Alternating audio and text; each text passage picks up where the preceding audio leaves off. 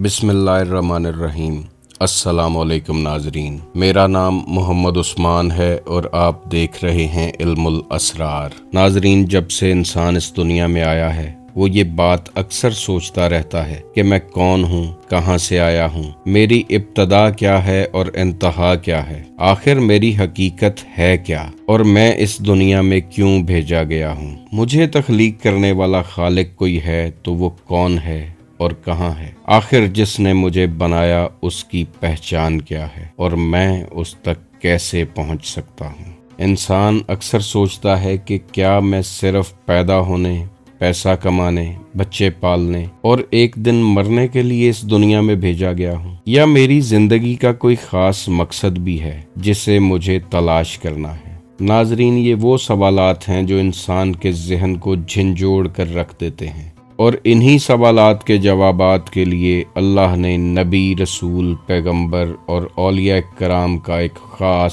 सिलसिला इस दुनिया में भेजा। इन अंबिया में कुछ पर सहीफ़े और कुछ पर किताबें नाज़िल फरमाईं, और ये सिलसिला फ़ख्र मौजूदात, वजह वजूद कायनात, नबी मोहतरम हज़रत मोहम्मद सल्लल्लाहु अलैहि वसल्लम पर ख़त्म हो गया। कुरान पाक की सूरह आराफ में तमाम अरवाह से लिए गए एक वादे का जिक्र है। आलम लाहूत में अल्लाह ने तमाम अरवाह से पूछा, अलस्तु बिरब्बिकुम, कि क्या मैं तुम्हारा रब नहीं हूँ? तो सब ने कहा, कालू बला, हाँ तू ही हमारा रब है।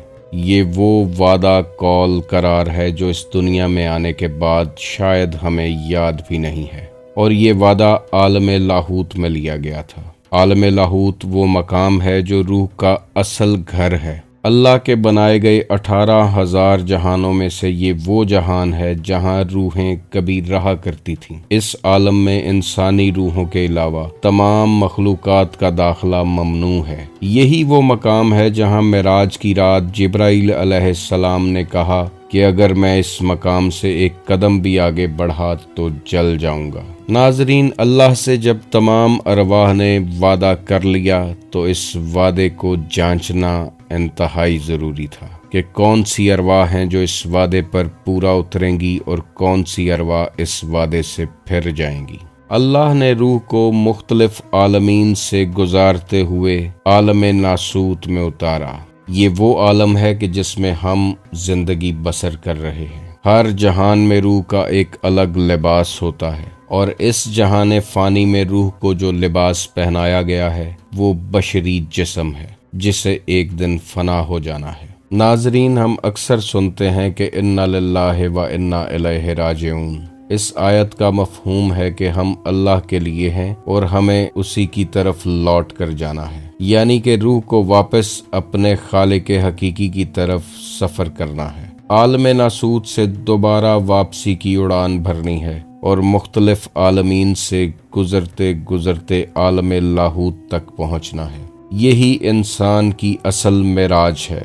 अल्लाह फरमाता है, मैं इंसान का राज हूँ और इंसान मेरा राज है। इसी मकाम पर पहुंचकर इंसान पर तमाम राज आश्कार हो जाते हैं। हदीसे कुदसी में अल्लाह फरमाता है, मैं एक छुपा हुआ खजाना था, मैंने चाहा कि पहचाना जाऊं, और मैंने अपनी पहचान के लिए मखलूक को खलक फरमाया। नबी मोहतरम सल्लल्लाहु अलैहि वसल्लम का फरमाने आली शान है, मन अरफ़ नफ्सहु फ़क़द अरफ़ रब्बहु। जिसने खुद को पहचाना उसने अपने रब को पहचाना। इंसान का इस दुनिया में आने का मकसद सिर्फ और सिर्फ अपने खालिक की पहचान है। रूह हमेशा से अपने खालिक हकीकी के दीदार की तलबगार रही है, और जैसे हम अपने मादी जिस्म को जानते पहचानते हैं, इसी तरह अपनी रूह को जान लेना इंतहाई ज़रूरी है। इसी पहचान को खुदी इरफान नफ्स, मार्फत इलाही, इरफान ज़ात, स्पिरिचुअल अवेकनिंग और स्पिरिचुअल एनलाइटनमेंट का नाम दिया गया है। लेकिन सवाल ये है कि इंसान को इस मकाम तक पहुंचने के लिए आखिर करना क्या है। वो कौन सा रास्ता है जिसे सिराते मुस्तकीम कहते हैं और जिस पर चलते हुए इंसान अपने खालिक हकीकी तक पहुंच जाता है और उसकी रूह रोशनियों में नहाती हुई आलम लाहूत तक पहुंच जाती है।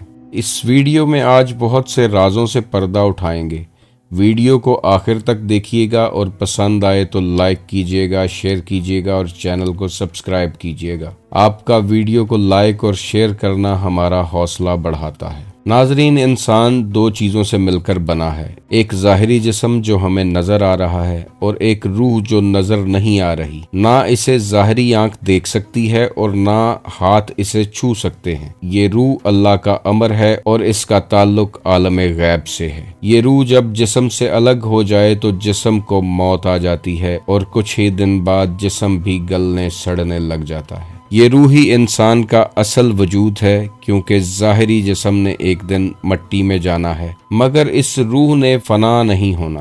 یہ وہ روح ہے جو شریعت، طریقت، حقیقت، قرب الہی اور معرفت الہی کی منزل طے کرتی کرتی ایک دن دیدار الہی تک پہنچتی ہے۔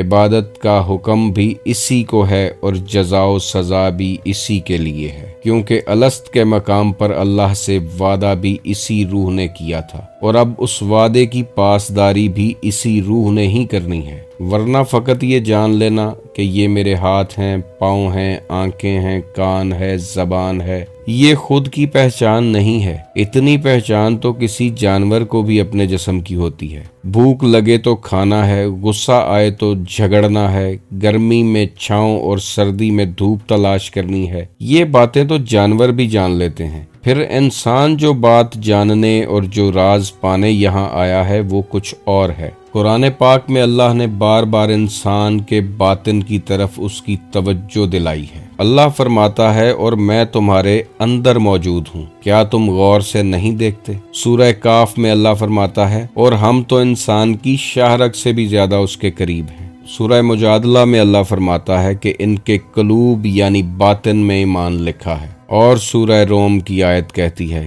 کیا وہ اپنے اندر فکر نہیں کرتے؟ ایسی بہت سی آیات اور احادیث ہیں جن میں انسان کے باطن یا قلب کی طرف توجہ دلائی گئی ہے۔ اللہ کا راز بھی انسان کے باطن میں ہی ہے اور شیاطین بھی انسان کے باطن میں ہی وسوسے ڈالتے ہیں۔ حضرت علی علیہ السلام کا قول ہے کہ انسان سوچتا ہے کہ اس کا جسم چھوٹا سا ہے، جبکہ اس کے اندر ایک بہت بڑا جہان آباد ہے جس کی انسان کو خبر نہیں۔ انسان جتنا چاہے جنگل، پہاڑ، ویرانے، کریا کریا، گلی گلی پھر لے، اللہ تک پہنچنے کے لیے اسے اپنے اندر ہی ڈوبنا پڑے گا۔ اللہ کا راز انسان کے اندر اس کی روح کی گہرائیوں میں دفن ہے۔ جس نے یہ راز پا لیا وہ سکون حقیقی کا حقدار بن گیا اور خوشی و غم، گناہ و ثواب، حیات و موت اور ہر طرح کے امتیاز سے آزاد ہو گیا۔ انسان کی ہر ممکن کوشش ہونی چاہیے کہ وہ ذات باری تعالیٰ تک پہنچ سکے، اللہ کے انوار و تجلیات کا مشاہدہ کر سکے۔ ایک اور حدیث آپ لوگوں نے سن رکھی ہوگی کہ قلب مومن بیت اللہ،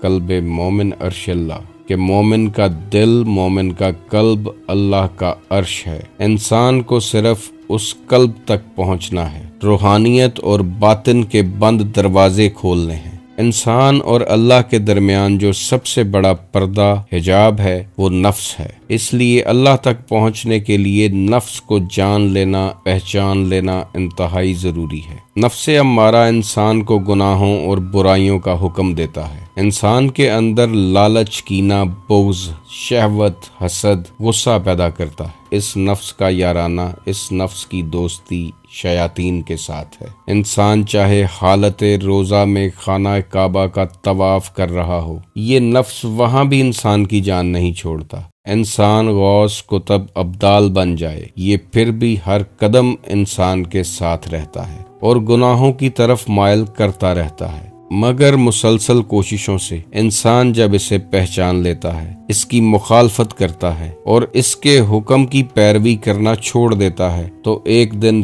تھک ہار کے یہ نفس بھی کلمہ حق پڑھ لیتا ہے اور مسلمان ہو جاتا ہے۔ اس مقام پر یہ نفس امارہ تابع ہو جاتا ہے اور سکون اور اطمینان کی حالت میں چلا جاتا ہے۔ اس حالت میں اس نفس کو نفس مطمئنہ کہتے ہیں۔ اسی نفس پر پھر الہامات ربانی کا نزول شروع ہو جاتا ہے۔ اللہ کا نور انسان کو اپنے قلب میں دکھائی دیتا ہے، اسی لیے اولیاء اللہ ہمیشہ اپنے قلب کی طرف متوجہ رہتے ہیں۔ یہ قلب وہ نہیں ہے جو انسان کے سینے کے بائیں جانب دھڑک رہا ہے، گوشت کا یہ لوتھڑا تو جانوروں اور مردوں کے سینے میں بھی موجود ہوتا ہے۔ یہ گوشت کا لوتھڑا کائنات کے مالک کا احاطہ نہیں کر سکتا۔ قلب تو وہ مقام ہے کہ دونوں جہان اور تمام مخلوقات اس میں سما سکتے ہیں، لیکن قلب دونوں جہانوں میں بھی نہیں سما سکتا۔ انسانی جسم میں یہ وہ جگہ ہے جہاں ذات الہی کے جلوے نظر آتے ہیں۔ قلب انسان کی روحانی کیفیات کا مرکز ہے۔ اگر یہ درست ہے تو ہر عمل جو آپ کر رہے ہیں وہ درست ہوگا، اور اگر یہ مرکز سیاہ ہو چکا ہے تو آپ روحانی اقتدار کبھی حاصل نہیں کر پائیں گے۔ حضرت سخی سلطان باہو فرماتے ہیں، تیرا جسم اللہ پاک کی جلوہ گاہ ہے، تو اپنے جسم کے اندر جھانک کر تو دیکھ، اور اس خضر علیہ السلام کا محتاج نہ بن جس نے آب حیات پی کر حیات جاودانی حاصل کر لی، کیونکہ تیرے اندر تو عشق الہی کا آب حیات پہلے سے موجود ہے۔ اپنے اندر عشق کا چراغ روشن کر، شاید تجھے کھوئی ہوئی امانت مل جائے جو تیرے دل کے اندر ازل سے پوشیدہ ہے۔ ناظرین، معرفت الہی کی سب سے پہلی مشق یہ ہے کہ اپنے قلب کا زنگ اتارنا ہے۔ انسان کے دل میں لالچ، کینہ، حسد، بغض، غیبت، یہ سب وہ زنگ ہیں جن سے دل کو پاک کرنا ہے، اور جب یہ زنگ دور ہو جائے گا تو اللہ کا نور میگنٹ کی طرح دل سے جڑنا شروع ہو جائے گا۔ جیسے زنگ لگے لوہے کو میگنٹ بھی اپنے ساتھ نہیں جوڑتا، ایسے زنگ لگے دل پر اللہ کا نور بھی نہیں اترتا۔ سب سے پہلے اپنے آپ پر کام کریں، اپنے دل میں رکھے ہوئے برائی کے بتوں کو توڑ ڈالیں، اپنے دل کو خانہ کعبہ کی طرح ان برائیوں کے بتوں سے پاک کر لیں، اور پھر تجلیات الہی کا انتظار کریں جو آپ کے دل پر نازل ہونے کے لیے تیار ہیں۔ اللہ تعالیٰ آپ کو اور مجھے معرفت الہی کا یہ جام پینے کی توفیق عطا فرمائے۔ آپ خوش رہیں، آباد رہیں، اور رحمت خداوندی آپ کے گھروں پہ سایہ فگن رہے۔ اللہ حافظ۔